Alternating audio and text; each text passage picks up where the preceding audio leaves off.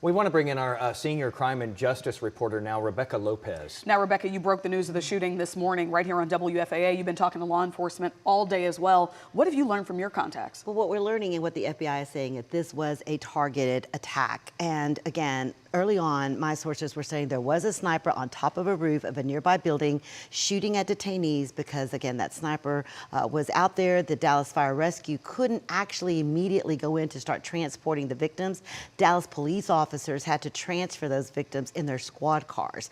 Dallas police immediately swarmed the scene to begin looking for that shooter. They used drones to check those rooftops of those nearby buildings and saw the suspect dead on top of the roof. Now, he had died from a self-inflicted gunshot wound, as we've been reporting. The suspect vehicle was also found near the building. That was also processed. Dallas police initially processed the crime scene, and then the FBI took over. They've been running ballistics tests. The ATF has also been called in to trace the firearm that was used. Complicating matters is that it started raining really heavily out there, so they had to rush to preserve some of that evidence. And of course, they're still trying to determine the motive. Was he targeting the officers, the ICE officers, or was the suspect targeting the detainees? FBI Director Kash Patel tweeted a picture of what he says were bullets found, those unspent shell casings at the crime scene with engraving on one of them that said anti-ICE. He says it points to the ideology behind the attack, but officially they have not released the name of the suspect. However, we are being told that from sources that it is 29-year-old Joshua John. Now, we sent a crew to one of his last known addresses in Durant, Oklahoma. Our investigative reporter Tanya Iser is there and does see law enforcement at the scene, but they've been waiting all day for the FBI to show up with a search warrant to search that place. We also know that he lived in Fairview, which is in Collin County. Sources also believe that his brother may have lived at that location.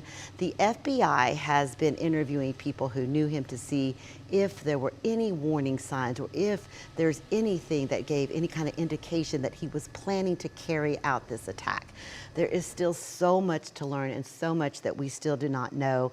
What did he post on social media? Was he active on social media? All of that we still have yet to learn. And so basically, Rebecca, so far we've just seen this bullet that has anti-ICE written on it, but I would suppose that one of the many things that investigators are going through today as they go through his social media postings and his computers and so forth is to see, is that really what he intended? Because he only ended up shooting detainees. Correct. Was that really what he intended, to be anti-ICE, or is that sort of a false flag to throw off investigators or get people riled up? I guess that's part of the investigation. Yes, and one of our experts earlier on, when we were interviewing them around noon, said it could be something that was put out there to throw off investigators. Again, we won't know more until they have a deeper dive into this person's past. I just have one question for you before we let you go, Rebecca. How long does the scene processing and the investigation and something like this take? Yeah, it's a large crime scene. They've got those two crime scenes, and again, the rain. I would suspect they're going to be out there all night and into tomorrow and possibly into the next day.